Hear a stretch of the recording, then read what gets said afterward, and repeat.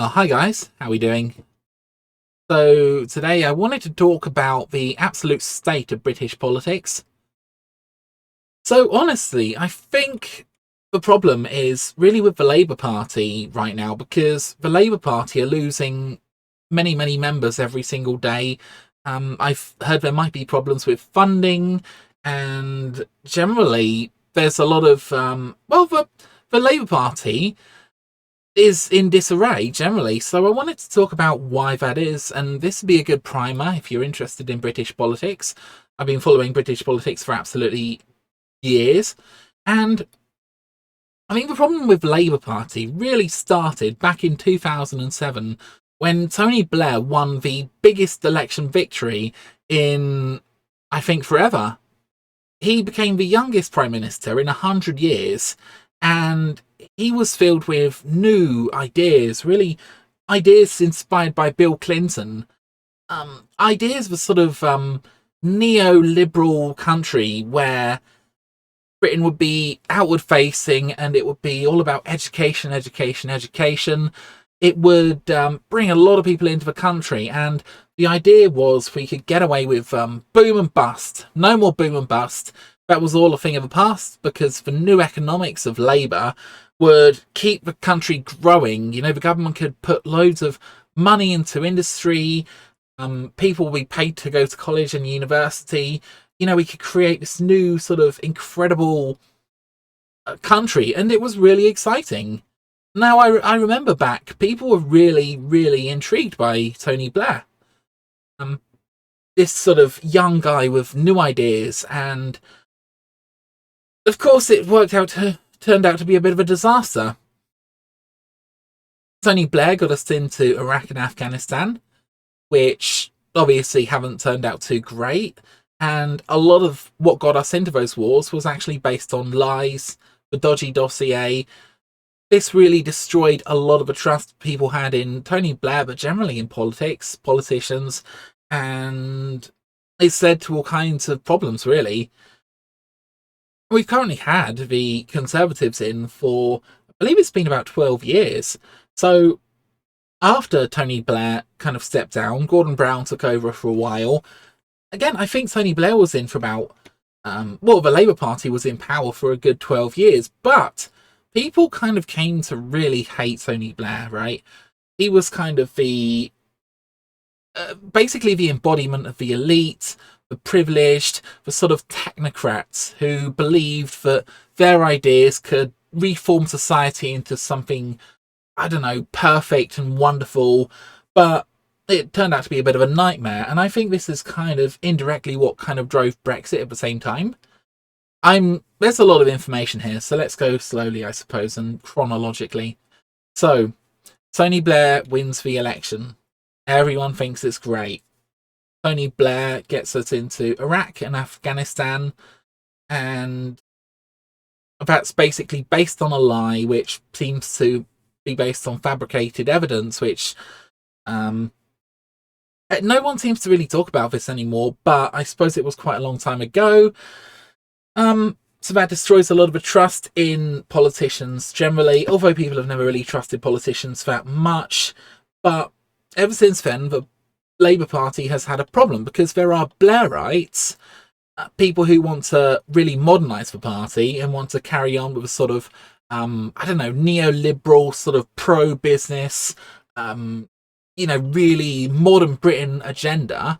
And then there's more sort of traditional socialists who, the Labour Party used to serve before Tony Blair. And Jeremy Corbyn really represented, and I should say John McDonnell as well, really represented the traditional, the really traditional socialist aspects of the party. And a lot of people really liked that, but also a lot of people didn't. In fact, the Labour Party itself really hated Jeremy Corbyn. There was all kinds of stories coming out about dissent, people working in the organisation who thought he was a bit too extreme. I kind of thought he was too extreme. He was always coming out with a different idea every week. Every time he turned on politics, there would be a new idea out. What are we going to do this week? well, we're going to create this amazing new taxi service, which is all going to be run off electricity, and it's going to be absolutely wonderful. And then the next week it'll be something else, and then something else, and then something else. And in the end, you kind of thought, well, maybe one or two of these things would be popular. Like if Jeremy Corbyn had just focused on renationalising the trains, for example, and he hadn't done anything too extreme. For example, saying that we should house refugees in empty properties owned by richer people, perhaps that's just going too far.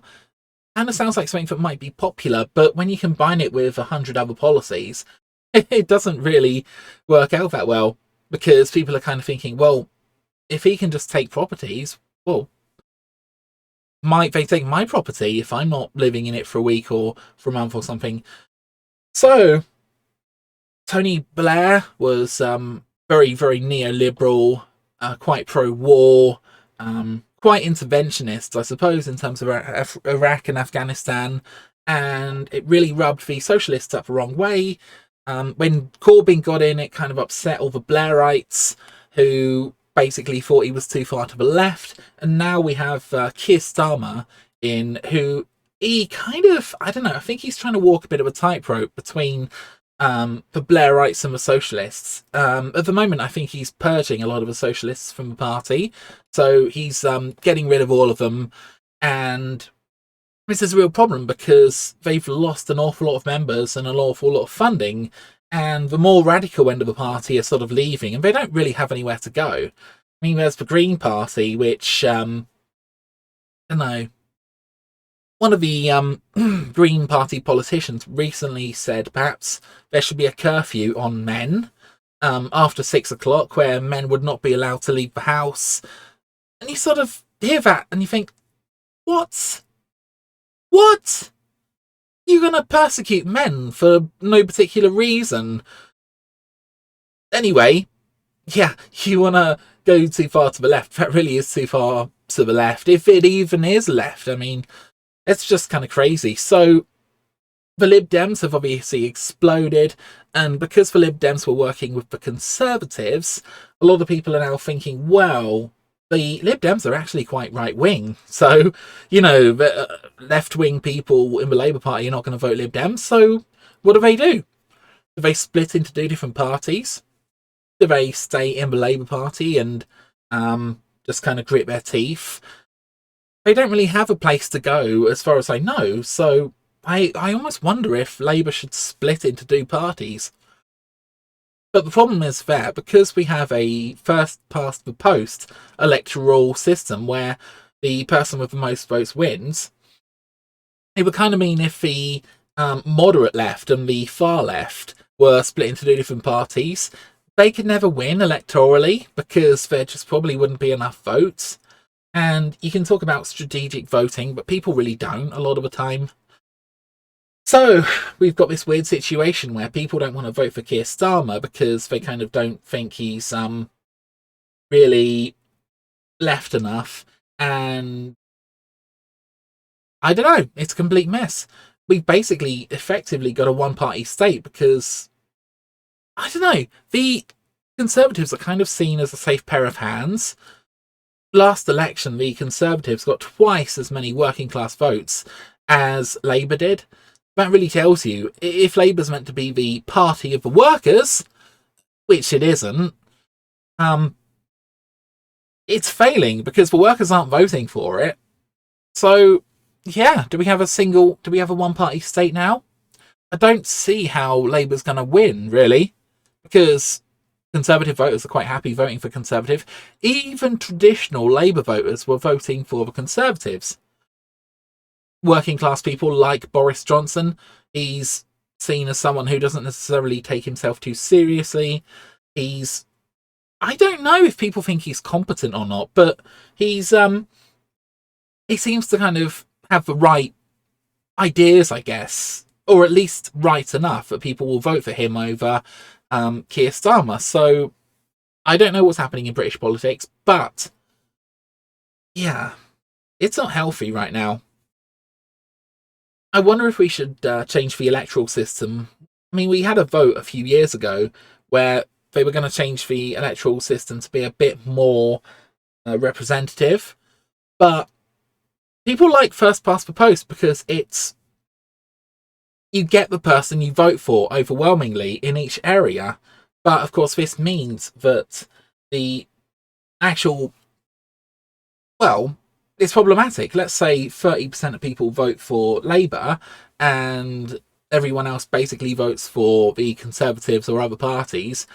You can end up with a situation where you have 0 Labour MPs, even though they got 30% of the votes. So the solution I came up with a while ago was to actually have perhaps 100 extra MPs. You might need to extend the Houses of Parliament a little bit, but if you had 100 extra MPs who represented minority parties who would be added to represent that 30% who voted for Labour, you wouldn't get your MP as the Labour Party member, but there would be some people who would automatically be added to Parliament. Like I say, you probably have to extend the building physically because when it's packed, it's absolutely jam-packed. You can't fit any more people in. So that's one solution. Other than that, I don't really see any other solution. I just think we're going to have Tories in for the foreseeable future. And the last thing I will say is if Scotland decides to leave the UK, Scotland, a lot of them vote for Labour because they don't vote for the SNP in national elections. You're never going to see a Labour government again if Scotland leaves. You're just not going to have the number of people necessary to actually get Labour elected without Scotland. So I wouldn't want to put money on Labour at this point. Hemorrhaging votes, very problematic. I don't even know what they could do to solve the problem, because if they go more to the left, you're going to annoy all the Blairites. If you go too far to the right, well, you're going to annoy all the sort of socialist, the Jeremy Corbyn supporting people. So, yeah, they're trying to take the middle ground, and it isn't working, because the thing is about leftist politics, they only really work when they're kind of radical. If you say there's going to be radical change and it's going to make things better, people will actually vote for that. But if you just kind of say, well, we're just going to be like the status quo, no one's going to have a status quo revolution, are they? No one's going to say, yeah, we're going to radically have everything the same.